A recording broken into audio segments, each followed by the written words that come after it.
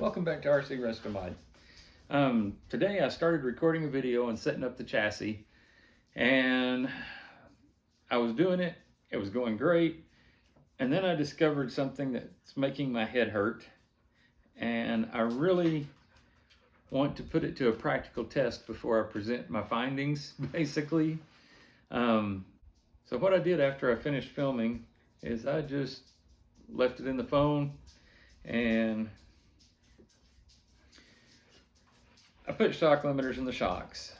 And what shock limiters do, when the car enters the turn, it rolls over.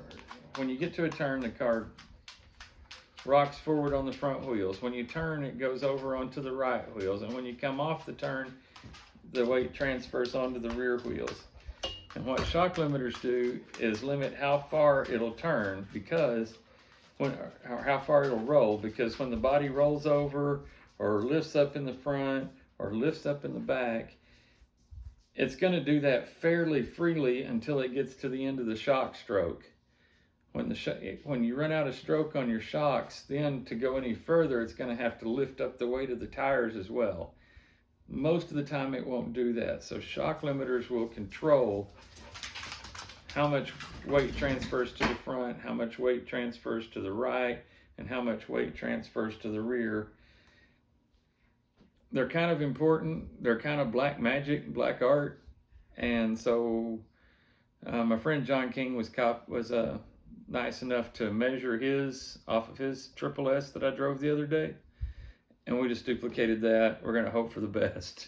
We may have to make some changes. Hopefully we don't, because it's a bit of a pain to do it, but I think it'll be worth it, and it should make the car handle great. So without further ado, let's rebuild some shocks.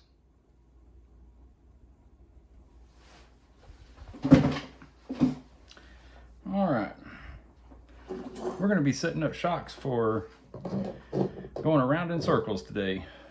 Now, my friend John did give me a bit of a cheat sheet on the length of the shocks, and you can change the extended length of these shocks, and that's what we're going to do, because when I cleaned them up and put them on, I put fresh oil in them, only to realize I forgot to do this part. So what we do is we extend the shock, then we'll measure from center of one mounting hole to center of the other mounting hole. And it looks like we can comfortably call that 85 millimeters. Now, in his notes, that one should be 80 millimeters. So how in the world would we make that shorter? Well, I'll show you. First thing we got to do is take it apart. This is a cheap little stand from Amazon. I don't recall the cost, but it was under $20. It'll hold your whole car, and it's also got these neat little holes. Now, unfortunately, these holes, that one's too small because your shocks can fall over. That one is too big because they can fall through, but if you put the little piece that retains the spring on top on your shock and set it in the big holes, it works perfect. So that's what we're going to do. And we've got another tool that I didn't show you the other day. This is a pair of shock pliers. They're pretty handy. They'll grab different parts of the shock. You only need these when you're rebuilding shocks, and actually there are other tools you can use, but these are just a little more precise, and it's a little harder to damage things when you use pliers like this. So we're gonna squeeze the shock body, and we're gonna try to, yes, I can unscrew the cap with just my fingers. We'll set that right there.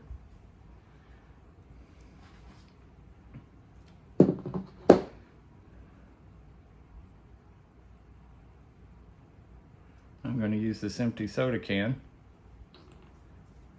to collect the excess to the oil that I dump out of the shock. All right, now we got the cap off and we've drained the oil out of it. Now we need to grab the shaft, and right there it is. And this is aluminum, which against the polished steel surface will not mar it. And we're going to take off the rod end on it. So the rod end is off.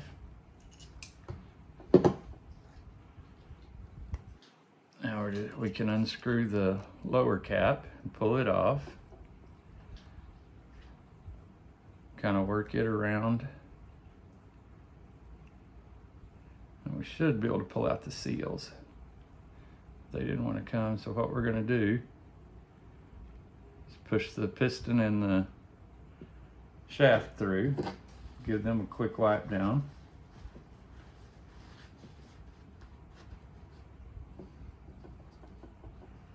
Okay. Now, the way we can limit the extended length of the shock is we put something underneath the piston on the shaft so that when you put it in and pull the shaft out, it doesn't go out quite as far.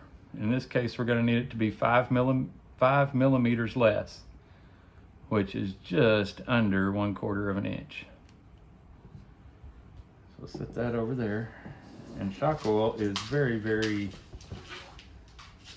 I don't know, it gets everywhere. Now what I'm using for shock extensions, or shock limiters,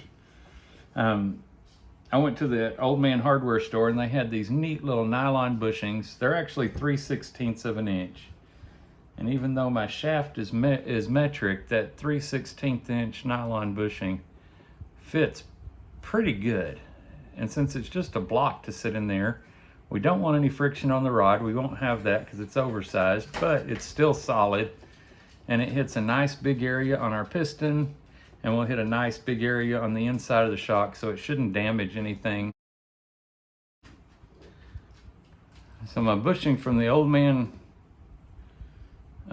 hardware store is 6 millimeters in length. We're going to need to take 1 millimeter off of it. So what I'm going to do for that is take my Dremel tool,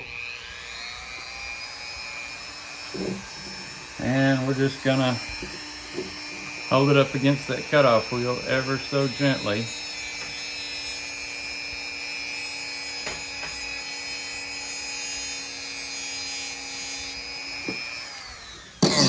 And we're gonna check it frequently, because you can grind off all of it, but you can't put any back on.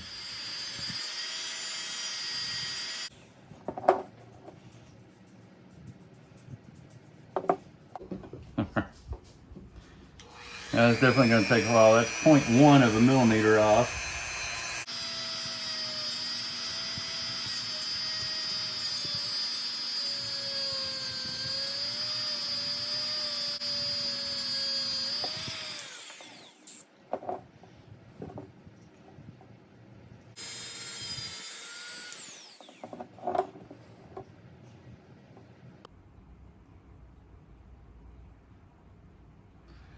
Check it out, I'm measuring 5.4 one way, 5.4. Okay, that's pretty square. Doesn't matter which way I turn it, I'm getting the same answer. Now we need to take off 0.2 more.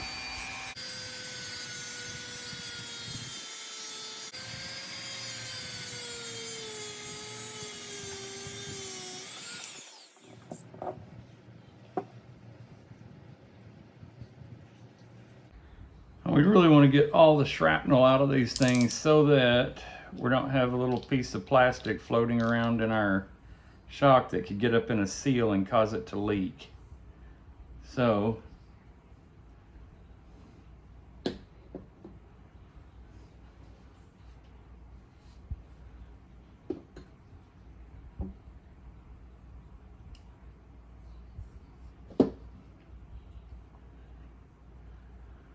there we have that. We have a 5mm shock limiter. I'll put that underneath our piston. Put the piston back in the shock body. Then we've got one seal is still in there. I can see it. There's our spacer that goes in between the seals. The second seal goes in. Then that cap goes on.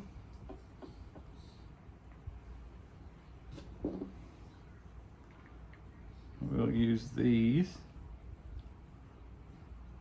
Now, what I did before I got these neat pliers is I would put a small crescent wrench across the hex up here and then squeeze that, and when I needed to hold this part tight, I'd take a pair of wire cutters and make sure the cutting edge was way down here at the end of the threads, because that part won't go up in your shock anyway. So in that narrow little bit that doesn't go up in your shock is a place you can grab without making the shaft rough where it goes through your seals. You got to be real careful doing that, but you can do that probably with some tools you could find around your house. But when you get the wherewithal, or you decide that you're really going to spend a lot of time on RC cars, a set of these is a good investment. So we'll do that, and we'll put the rod end back on it.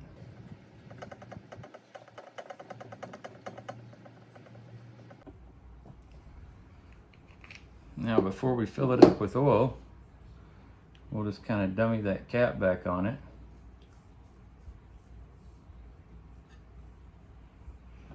And check the overall length. Set it right there, make sure. Now let's check it.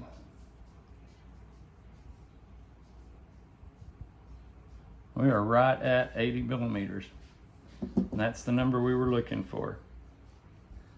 So we have limited its stroke by 5mm. Now, we need to fill it up. Now this is where John and I are going to part ways just a little bit. He had a little thicker oil in it than what I plan to use, because I have discovered that for me, I like a really soft, pliable front suspension. It seems to match my driving style a little better. So I think he had 40 everywhere. I like to go 20, 30, 30, 40. Unfortunately, I'm out of 40 weight shock oil, so this time we're going to try 20, 30, 30, 50. This is my left front. That's the super lightweight one. And we're going to fill it with 20 weight shock oil.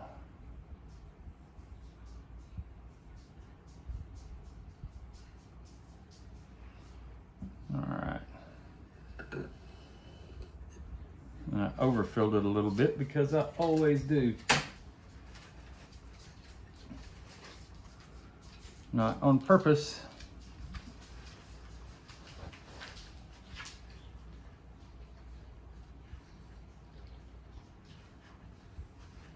Okay.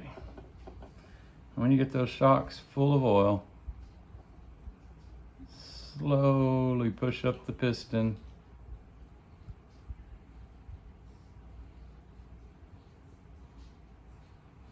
And then pull it down. You see all the bubbles coming up? Push it up, pull it down. Do that about 10 times.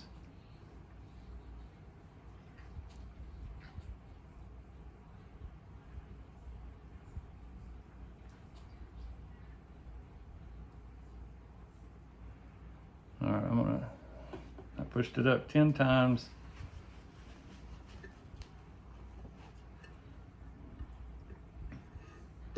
I'm going to let it sit for a little while with the top off of it.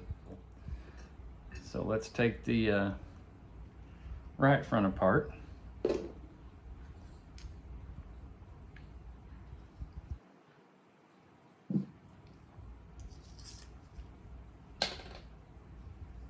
If you end up needing a little help breaking them loose, one of your hex drivers And do it way up here. Don't put a bunch of torque down here.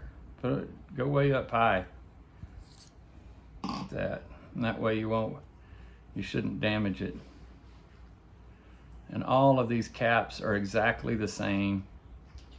Just make sure that the bladder comes off with them. It doesn't matter that they go back in the same hole or anything.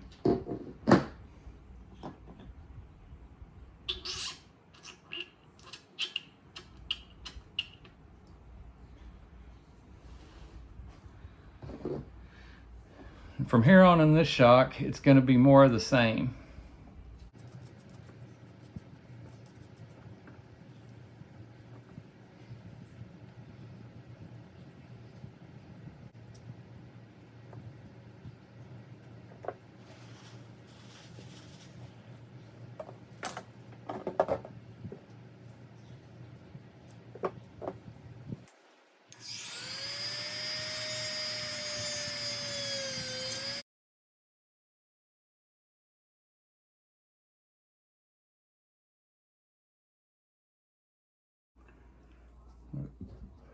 Check the length.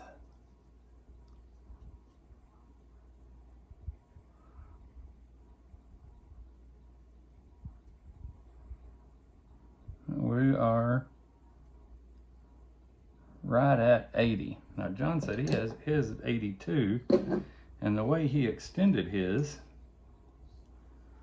was to screw this out until he got it 2 millimeters longer. See what that did for us right there.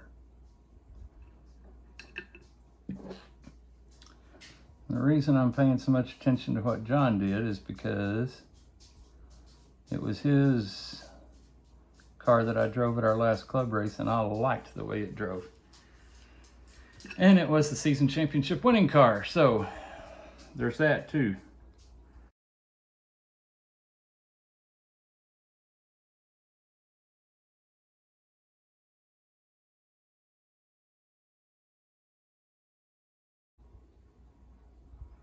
All right, I'm gonna set that one there and let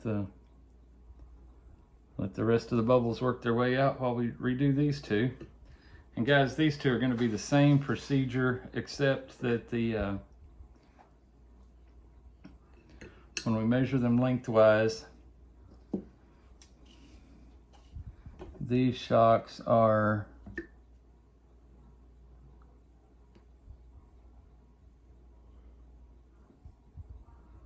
these are 100 millimeter shocks, and I'm going to need to shorten them to 95. So 5 millimeter. Yeah, it's going to be exactly the same except in a longer shock body. So I'm just going to do that off screen and show them to you when we're all done. Okay guys, here's where I'm going to separate from Traxxas a little bit. They tell you when you rebuild shocks that you want them to extend about halfway out. They tell you that they want the shaft to come out about halfway when you run it back up against the cap and let it go. Well, I found that leaves the car a bit bouncy. So what we're going to do is we're going to fill it up pretty close to the top. And we're going to take the cap and get it started good.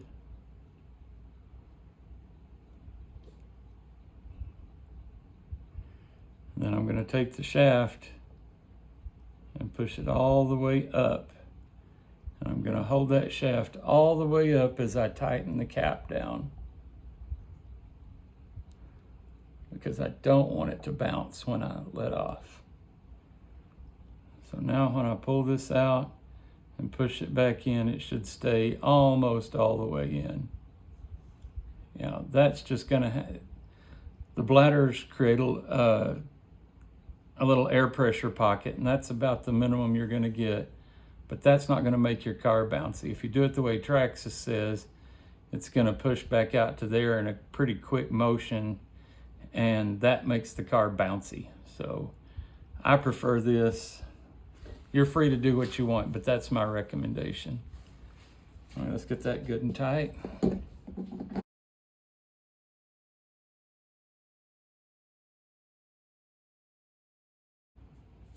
Get that on there good. Now I'm going to take that off. We're going to take a rag and put a little bit of brake clean on it.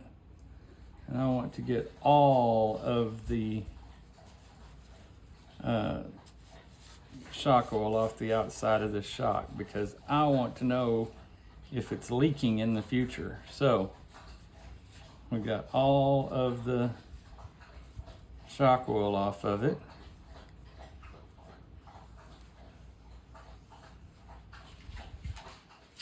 Okay, I also lost my mark, and that was the right front shock.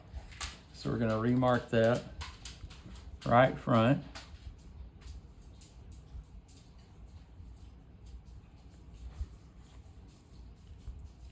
We'll clean this little piece. I don't want any shock oil anywhere except inside the dang shock. And if it should be leaking, I want to know. So now we put that on. We pick up the spring that goes on it. I pull out the shaft. And I'm going to hold it like that and pull the spring in. We'll take this little cup, slide it over there, pull it out to seat it against the rod end, and let the spring go. And that one's ready to be reinstalled in the car. It won't sit in the shock holder anymore. So we'll just set it off to one side. Now for the other front one.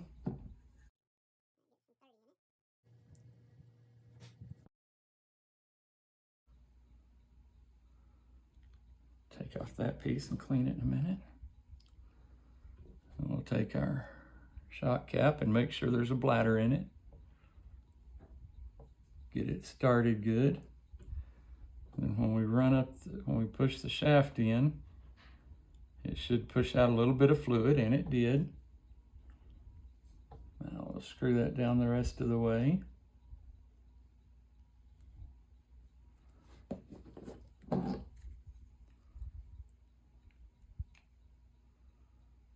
Hold it there.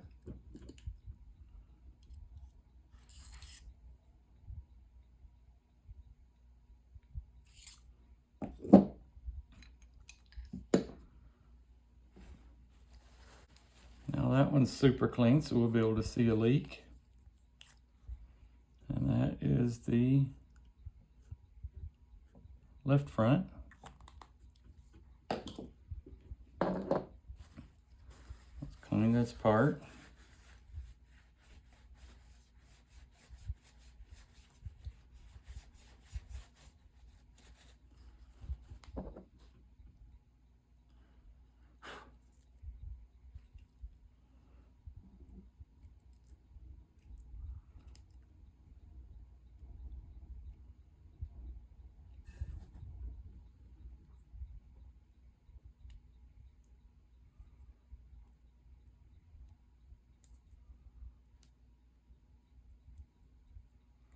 Okay, there's that one.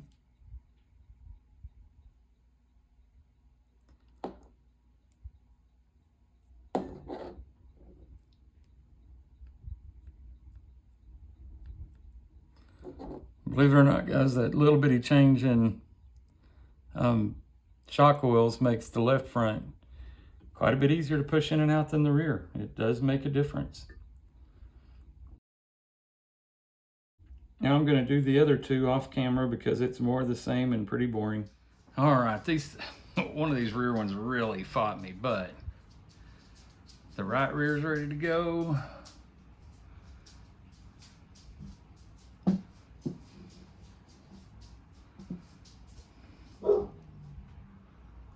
They're all ready to go on. So I'll put these back on the car, and tomorrow we'll probably do a little work on some body fitment issues, see if maybe so we can get that figured out. And when I do, you'll see it all on RC Restomod. Y'all have a great day.